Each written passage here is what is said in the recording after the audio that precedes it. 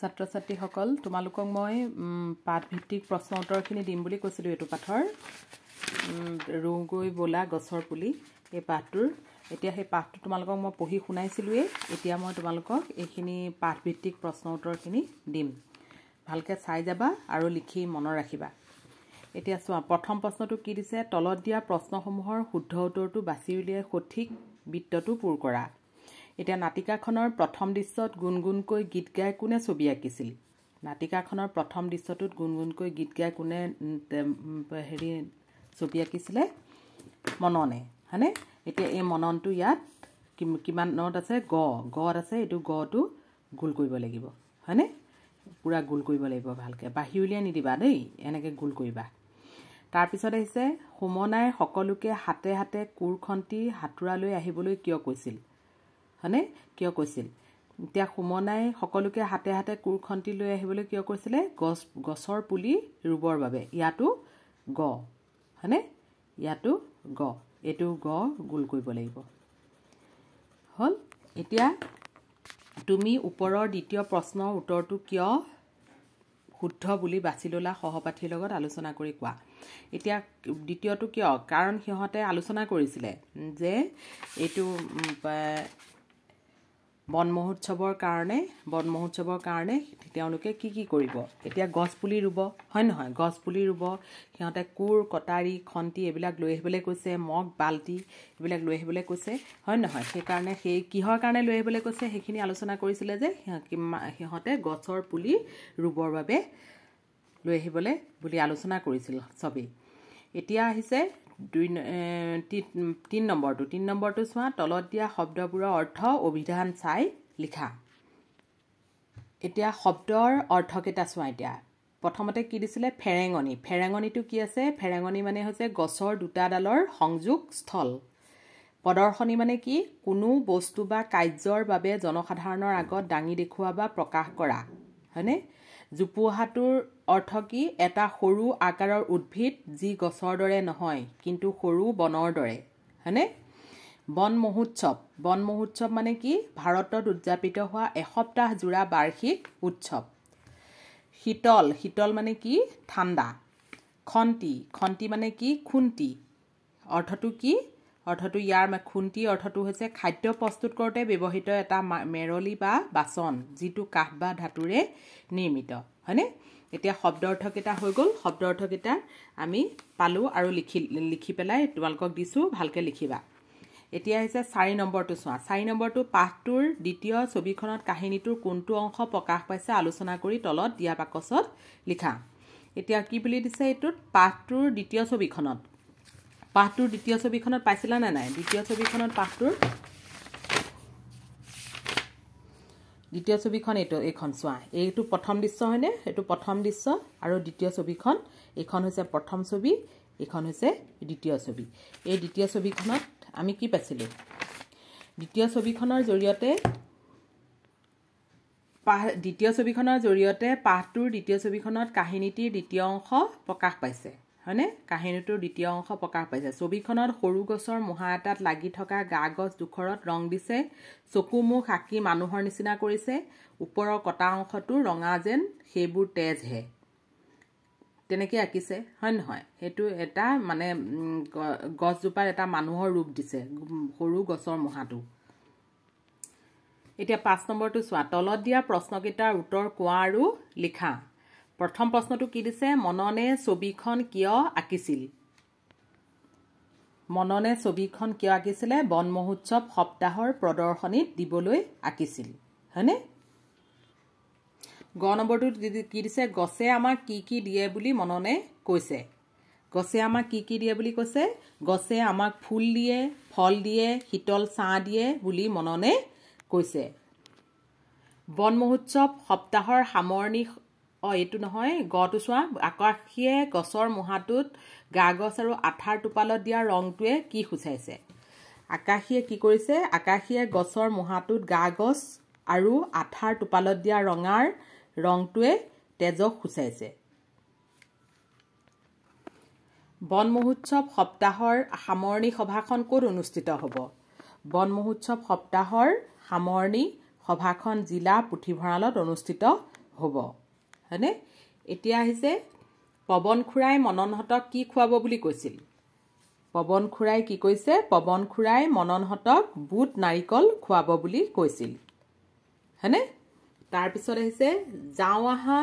সকলোটি শীৰ্ষক গানটো কোনে গাবলৈ আৰম্ভ কৰিছিল যাওঁ আহা সকলোটি শীৰ্ষক গানটো ঋতুপনৰ লগত সকলো ল'ৰা ছোৱালী বিলাকে গাবলৈ আৰম্ভ কৰিছিল এতিয়া প্ৰথম প্ৰশ্নখিনি কমপ্লিট হৈছে 5 নম্বৰখিনি এতিয়া আহিছে 6 নম্বৰখিনি চোৱা 6 নম্বৰত এতিয়া দিছে কটো দিছে মননে ছবিখনৰ জৰিয়তে কি ভাৱ ফুটাই তুলিব বিচাৰিছে এইকিটা তোমালোকক লিখিবলৈ দিছে এতিয়া চোৱা প্ৰথম প্ৰশ্নটো এটো মননে ছবিখনৰ জৰিয়তে কি ভাৱ ফুটাই তুলিব বিচাৰিছে এতিয়া কি বুলি দিছে মননে উত্তৰটো চোৱা মননে ছবিখনৰ জৰিয়তে গছবিলাক যে আমাৰ মৰমিয়াল আপোন মানুহৰ নিচিনা সিহঁতে ফুল দিয়ে ফল দিয়ে শীতল ছাঁ দিয়ে এই ভাৱটোকে ফুটাই তুলিব বিচাৰিছে খটো চোৱা হুমনাই গছৰ পুলিবোৰ ৰোৱাৰ পাছত সেইবোৰৰ কি হ'ব বুলি শংকা কৰিছে তাই এই শংকা কোনে কেনেদৰে দূৰ হ'ব বুলি কৈছে হুমনাই কি কৰিছে হুমনাই গছৰ পুলিবোৰ ৰোৱাৰ পাছত সেইবোৰ গৰু ছাগলীয়ে খাই পেলাব বুলি শংকা কৰিছে শংকা মানে কি ভয় কৰা তাই এই শংকা ঋতুপনে দূৰ হ'ব বুলি কৈছে যে ক্লাবৰ নবীনদা দীপদা বাবুল দাদাহঁতে জেওৰা দি বেৰি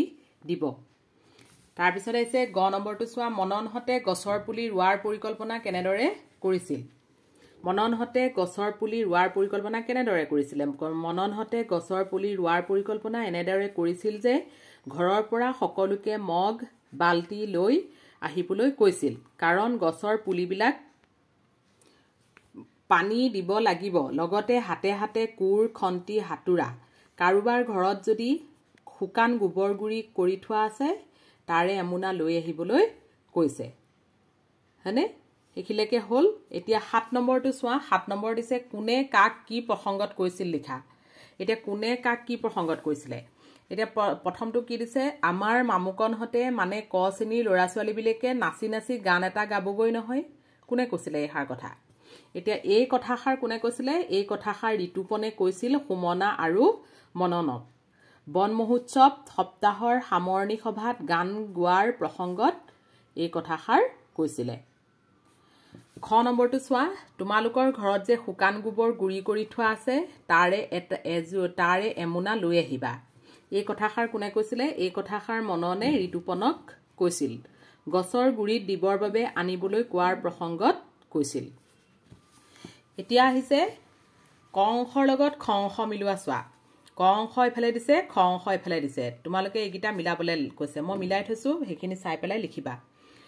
মালতী পেহিয়ে কি কৰিছিলে বিলাতী মধুৰীৰ পুলি কেইটামান পঠাইছে জুপুহা হৈ থকা পাতখিনি কি আছিলে চুলিৰ নিচিনা লাগিছে ঘোষকে ক'ব মাননীয় ৰাইজ আজিৰ পৰা বন মহোৎসৱ আৰম্ভ হ'ব মানিক বৰদেউতাই কথাটো শুনি খুব ভাল পাইছে হয়নে জগত খুৰাৰ খুৰীয়ে পকা কল এঠুকা পঠাই দিব বুজি পালা এতিয়া এইখিনি ক অংশৰ লগত খ অংশ মিলোৱা এতিয়া চোৱা নাটিকাখনিত পোৱা ভাউৰীয়াসকলৰ নামসমূহ বিচাৰি উলিয়াই এখন তালিকা প্ৰস্তুত কৰা এতিয়া ভাউৰীয়া কোনখিনি নামখিনি উলিয়াবা তোমালোকে সেইখিনি উলিয়াই পেলাই নিজে লিখিবা সেইখিনি কোন কোন আছে কাৰ কাৰ নাম আছে সেইখিনি নামখিনি নিজে উলিয়াই লিখিবা এতিয়া ভাষা অধ্যয়নত চোৱা জানো আহাটোত চোৱা এইটো এটা প্ৰত্যয় তোমালোকক মই দিম মই ব্যাকৰণ যেনেকৈ ইগিটা দিছিলোঁ পদৰ বিষয়ে দিছিলোঁ লিংগৰ বিষয়ে দিছিলোঁ তেনেকৈ মই পদৰ বিষয়ে দি দিম কিন্তু এই পাঠটোৰ জৰিয়তে তোমালোকে এইখিনি বুজি লোৱা প্ৰথম তাৰপিছত মই পিছত বেলেগ এটা ভিডিঅ'ত মই তোমালোকক প্ৰত্যয়ৰ বিষয়ে দি দিম এতিয়া চোৱা সেন্দুৰী আমজোপা আমাৰ চুবুৰীৰ সোঁমাজত আছে এইটো আমজোপা আমক কি বুলি কৈছে জোপা বুলি কৈছে হয়নে এতিয়া আমাৰ চুবুৰীটো বৰ ধুনীয়া মানিক বৰদেউতাৰ ঠেলাগাড়ীখন ৰামদয়ালে চলায় ছাত্ৰ ছাত্ৰীসকল এতিয়া চোৱা ওপৰৰ বাক্যকেইটালৈ মন কৰা এইকেইটা বাক্য দেখিছানে এতিয়া মই পঢ়ি দিয়া বাক্যকেইটা প্ৰথম বাক্যটোত কি দিছে আম শব্দৰ লগত জোপা সেইদৰে দ্বিতীয় বাক্যটোত চুবুৰী শব্দৰ লগত টু হয়নে চুবুৰীটো তৃতীয় বাক্যটোত গাড়ী শব্দৰ লগত কি হৈছে গাড়ীখন ঠেলা গাড়ীখন লগ হৈছে হয়নে খন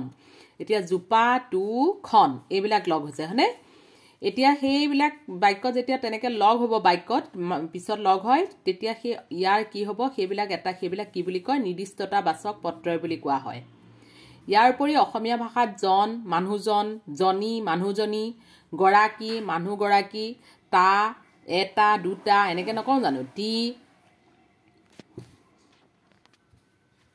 টি সকলোটি কণ কিবা যিকোনো নিৰ্দিষ্ট কিবা এটা বস্তু কোৱাটো বুজায় কণ অকণমান বুলি কওঁ যে কণী হাঁহ কণী এনে খিলা ছটা ডাল এইবিলাক বস্তু তোমালোকে শুনিছাই এইবিলাক হৈছে নিৰ্দিষ্টতাবাচক প্ৰত্যয়ৰ ব্যৱহাৰ এইবিলাক পিছত যোনবিলাক লগাই লগাই কৰা হয় সেইখিনি হৈছে নিৰ্দিষ্টতাবাচক প্ৰত্যয়ৰ ব্যৱহাৰ বুজি পালা এইখিনিটো বুজি পাইছা মই তোমালোকক প্ৰত্যয়ৰ বিষয়ে পিছত দি দিম মই এতিয়া আহিছে ক অংশ শব্দবোৰৰ লগত খ অংশত থকা নিৰ্দিষ্টতাবাচক প্ৰত্যয়বোৰ লগ লগাই শব্দ লিখা এতিয়া ক অংশ খ অংশ আছে চোৱা ছবিখনটো সাইডত লিখি দিছে হয়নে আহত জোপা এতিয়া এফালে লিখিব লাগিব আহত জোপা মই লিখা নাই তোমালোকে নিজে লিখিবা আহত জোপা হ'ব মই দি দিছো মিলাই দিছো তোমালোকে নিজে লিখিবা পুখুৰীটো ছোৱালী জনী কাঠ ছটা এইবিলাক সাইডত এইটো ছবিখন যেনেকে লিখি থৈছে ছবিটোৰ লগত খন লগ লগাই ছবিখন যেনেকে লিখিলে তোমালোকে ঠিক তেনেকে এইকিটা লগ লগাই দিছো তেনেকে তোমালোকে সাইডত লিখি দিবা এতিয়া হৈছে তলত দিয়া শব্দবোৰ পঢ়া আৰু কোনটো কি পদ চিনাক্ত কৰি তালিকাখন পূৰ কৰা মই আগতে দিছিলুৱে পদৰ বিষয়ে বিশেষ্য বিশেষণ সৰ্বনাম অব্যয় ক্ৰিয়া হয়নে এইবিলাকৰ বিষয়ে দিছিলু হয় নহয় এতিয়া চোৱা এতিয়া এইবিলাক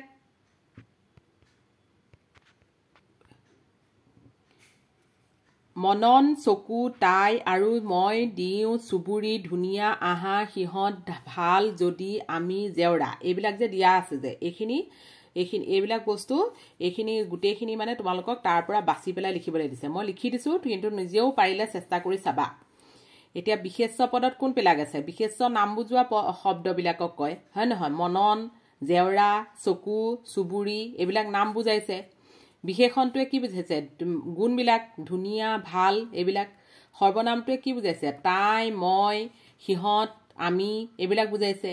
অব্যয় কি বুজাইছে আৰু যদি ক্ৰিয়াই কি বুজাইছে আহা দিও এইবিলাক হৈছে পদ